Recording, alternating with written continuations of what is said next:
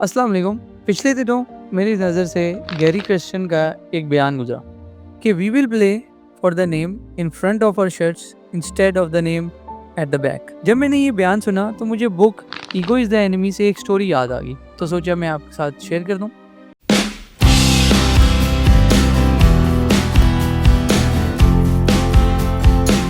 Forty नाइनर्स American football जिसको हम rugby कहते हैं, उसमें एक बहुत कामयाब टीम है।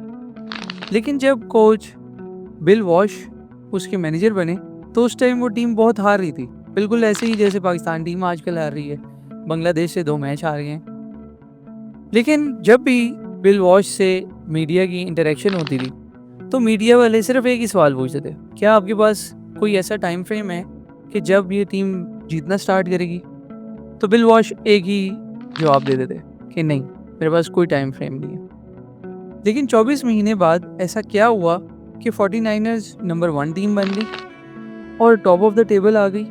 और ऐसा कैसे मुमकिन है कि मैनेजर बिल वॉश के प्लान में ये शामिल ही नहीं था कि वो नंबर 1 बनेंगे?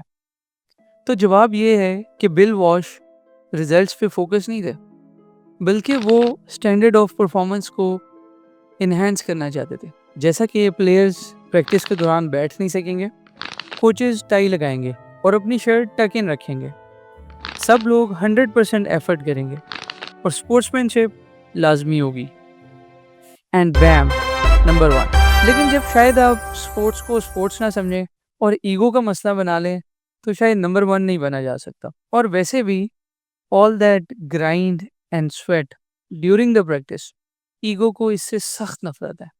वो तो सिर्फ रिजल्ट चाहती है, और रिजल्ट भी वो जो अपनी फेवर में हो। वो सिर्फ जीतना चाहती है, वो ग्राइंड और प्रैक्टिस और हार्ड वर्क नहीं चाहती। अभी के लिए इतना ही। चैनल को सब्सक्राइब लाजमी करें। अल्लाह हाफ़िज़।